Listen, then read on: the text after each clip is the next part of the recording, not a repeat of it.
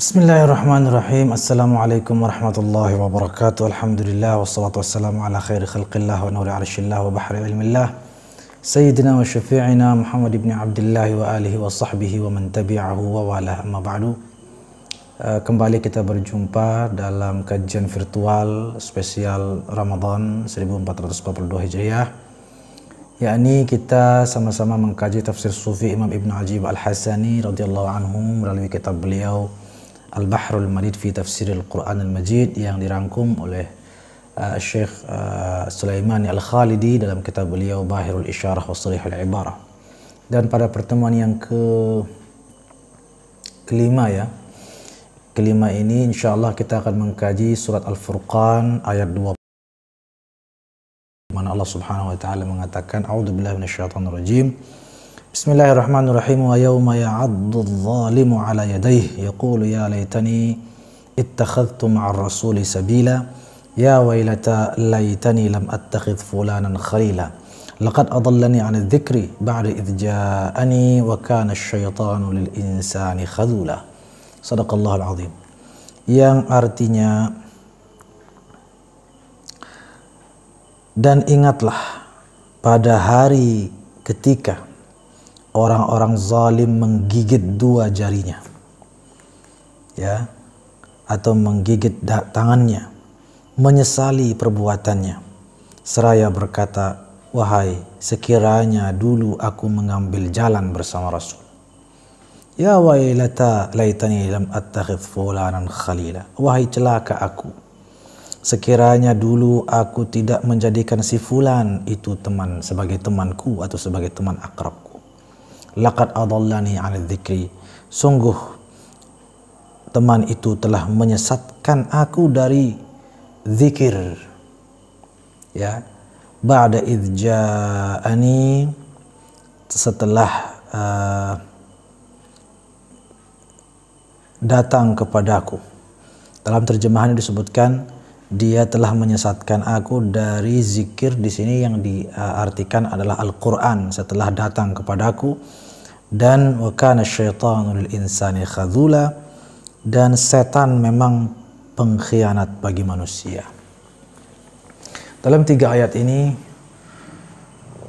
mungkin cukup jelas bahwa ya secara gamblang dan sekilas ya, bahwa Allah Subhanahu wa taala dalam 3 ayat ini menceritakan peristiwa penyesalan umat manusia atau sebagian manusia di kelak di akhirat nanti, bahkan sejak di alam barzakh, sejak meninggal dunia, sejak dikubur. Saking menyesalnya dia menggigit jarinya sendiri atau menggigit tangannya sendiri. Apa yang disesali?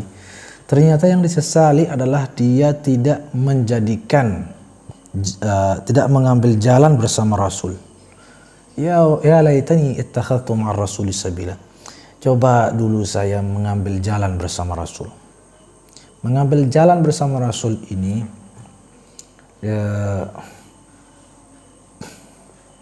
itu bisa diartikan adalah mengikuti sunnahnya, menempuh jalan yang telah diberikan atau yang telah dibentangkan oleh Rasulullah SAW.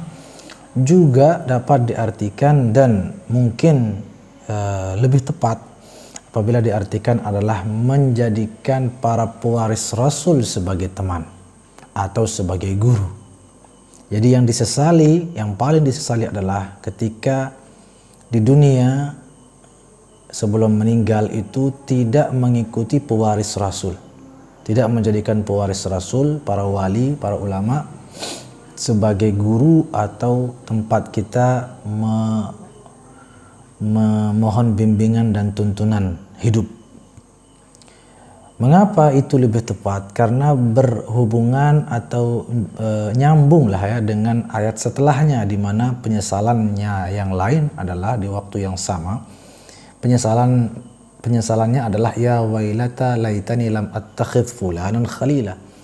Saya menyesal, coba saya tidak menjadikan si fulan itu sebagai teman. Berarti dia yang disesali sesungguhnya dalam, sebagaimana dijelaskan dalam ayat ini, yang disesali oleh manusia, yang sangat disesali oleh kebanyakan manusia di akhirat nanti adalah salah berteman atau salah berguru.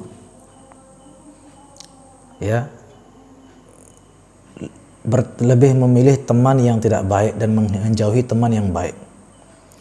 Kalau mengambil teman yang tidak baik dan tidak menjadikan teman yang baik sebagai teman, orang yang baik sebagai teman, maaf, itu saja membuat kita menyesal dan merugi. Maka lebih-lebih jika guru yang tidak tepat kita jadikan guru, sementara guru yang sesungguhnya tidak kita jadikan guru. Wali mursyid, seorang ulama, pewaris Rasul, tidak kita jadikan guru. Kenapa? Karena teman kan hanya teman lah. Guru ini yang mengajarkan, membimbing, mendidik dan menuntun. Nah, kalau salah guru, otomatis salah seterusnya dalam setiap langkah kehidupan kita. Kenapa dia menyesal mengambil si fulan sebagai teman? Laqad adallani 'anil dzikri, karena dia telah menyesatkanku dari Al-Qur'an, dari zikir. Ya, di sini adzikr. Memang zikir bisa juga dimaknai Al-Quran, namun juga bisa dimaknai sebagaimana nasnya, yaitu zikir. Karena orang ini menjauhkan aku dari berzikir. Sementara wali mursyid, pewaris Rasulullah, otomatis dia mengajak untuk terus berzikir. Ya, sedangkan sebaliknya yang bukan pewaris Rasul sejati, maka dia tentu akan menyesatkan dari zikir, bahkan menjauhkan daripada zikir. Ya, mungkin lebih parah lagi menganggap zikir itu bid'ah, zikir itu menyesatkan dan lain sebagainya. Itu berteman dengan orang seperti itu, apalagi berguru sama orang seperti itu, tentu akan membuat menyesal luar biasa kelak di akhirat nanti. Wal'iyadzu billahi min dzalik. Wa kana syaitanul insani khadzula, dan semua itu tidak lepas dari upaya-upaya syaitan untuk menyesatkan manusia. Taib. Mari kita baca bagaimana Imam Ibnu Ajibah menafsirkan ayat ini. Beliau mengatakan fil ayati tahridun ala mahabbatir rasul sallallahu alaihi wasallam wa shaddil yad ala tamassuki bi sunnatihi. Memang dalam ayat ini jelas kita dimotivasi untuk betul-betul mencintai Nabi sallallahu alaihi wasallam dan berpegang teguh kepada sunnahnya, wal ihtida'i bihadihi, dan mengikuti petunjuk beliau, wattiba'i ma ja'a bihi, dan juga mengikuti apa yang beliau ajarkan. Qabla an taqul, sebelum nanti menyesal dan mengatakan di akhirat nanti, ya laitani ittakhadtu ma'ar rasuli sabila. Ya, sebelum menyesal di akhirat nanti karena tidak mengikuti sunnah beliau sallallahu alaihi wasallam. Wa fiha aidan, dan di dalam ayat-ayat tadi juga tersirat pesan yang sangat kuat untuk at-targhib fi suhbatil abrar, yaitu motivasi dan dorongan untuk bersahabat dengan orang-orang baik, orang-orang yang mulia. Wat tarhib min suhbatil fujjar, dan dan dalam ayat-ayat tadi juga terdapat peringatan untuk menghindari orang-orang yang fujjar, orang-orang yang tidak baik. Wa fi hadits Abi Musa radhiyallahu anhu wa sallallahu alaihi wasallam qala radhiyallahu anhu qala sallallahu alaihi wasallam mathalul jalisi as-salih mathalul 'attar illam yuhdhika min 'atrihi ya'laqu bika min rihihi wa mathalul jalisi as-su' mathalul kir illam yahriq thiyabaka ya'laq bika min rihihi, atau kama qala sallallahu alaihi wasallam. Jadi dalam sebuah hadis disebutkan bahwa teman yang baik itu seumpama penjual minyak wangi. Ya. Yang namanya kita berdekatan dengan penjual minyak wangi, walaupun kita tidak dapat minyaknya, paling tidak wanginya juga terhembus ke diri kita, ya. Beda halnya dengan teman yang buruk, itu seperti tukang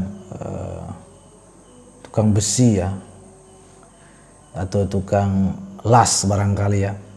Tukang las ini kalau kita dekat sama tukang las, hati-hati, itu kalau nggak membakar pakaian kita, ya baunya yang akan mengganggu kita, yang membuat kita juga ikut bau.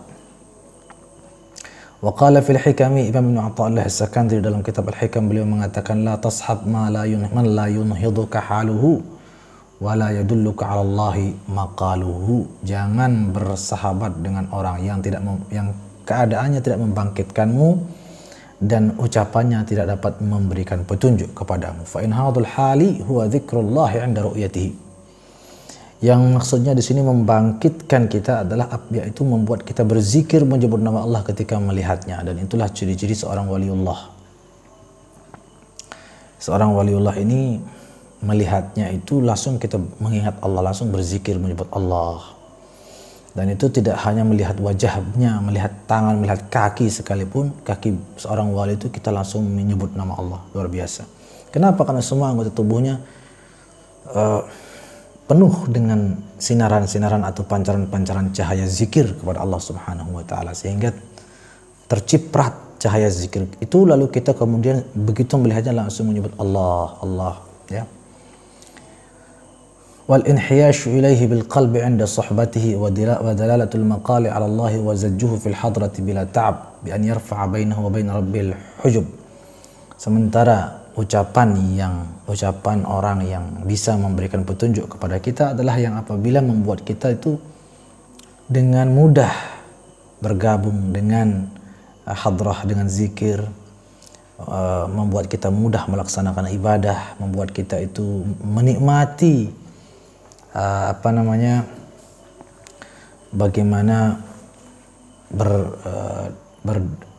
mendekatkan diri terus kepada Allah Subhanahu wa taala, sehingga terbuka, tersingkap semua hijab-hijab antara kita dengan Allah. Wa yaqul lahu ha anta wa rabbuk. Jadi teman yang atau guru yang betul-betul guru adalah yang betul-betul mengantarkan kita kepada Allah, membuka tabir antara kita dengan Allah, lalu mengatakan kepada kita, tuh sana, ini kamu dan Tuhanmu. Ya, artinya betul-betul kita diantarkan kepada Allah Subhanahu wa taala. Wa hadhihi halus sufiyyatil 'arifin billah, dan inilah keadaan orang-orang sufi yang arif billah. Qala fi at-tanbih wa bi suhbati amthali haula yahsul lil murid min mazid ma la yahsul lahu bi ghairiha min funun al-mujahadat wa anwa' al-mukabadat hatta yablughu bidhalika ila amrin la yas'ahu 'aqlun 'aqilin wa la yuhitu bihi 'alimun naqilin, ya, atau ilmu naqilin. Dengan mengikuti orang-orang saleh itu, maka kita akan mendapatkan banyak manfaat untuk mujahadah, untuk perbaikan diri sendiri, mendapatkan banyak hal yang sangat luas, sangat dahsyat, yang tidak mampu dijangkau oleh siapapun dan dengan kecerdasan apapun. Setinggi-tinggi kecerdasan tidak akan menjangkau apa yang akan diperoleh, apa yang dapat diperoleh dengan mengikuti orang-orang soleh. Di sini saya lompat ke ungkapan Imam Al-Junaid. Imam Al-Junaid ini kan pelopor tasawuf. Jadi beliau hidup di abad kedua atau ketiga Hijriyah, di mana beliau mengatakan dan ulama salaf artinya kan pastinya, idza aradallahu bil muridi khairan alqahu ila sufiyah. Beliau mengatakan apabila Allah Subhanahu wa taala menginginkan kebaikan bagi seseorang, itu tandanya apa? Ditandai dengan apa? Ditandai dengan orang itu didekatkan, dipertemukan dengan orang-orang sufi. Subhanallah. Jadi kalau sudah kita bersama orang sufi, itu tandanya Allah sudah menginginkan kebaikan kepada kita. Wa mana'ahu suhbatul qurra, kata Imam Junaid, justru ya, selain didekatkan dengan orang sufi, juga dia dijauhkan dari orang-orang yang hanya sibuk dengan intelektualitas semata dan menafikan sisi-sisi spiritualitas. Wa qala Sahal radhiyallahu anhu, ihdhar suhbata thalathati min asnafin nas, al-jababirah al-ghafilin wal qurra al-mudahinin wal mutasawwif al-jahilin. Jadi perlu dihindari juga orang-orang yang mengaku sufi, mengaku bertasawuf, yang mungkin aliran-aliran kebatinan, sekte-sekte spiritual yang berkedok tasawuf atau berkedok sufi, berkedok tariqah, itu hindari, karena justru akan menyesatkan. Dari yang sufi, yang betul-betul sufi,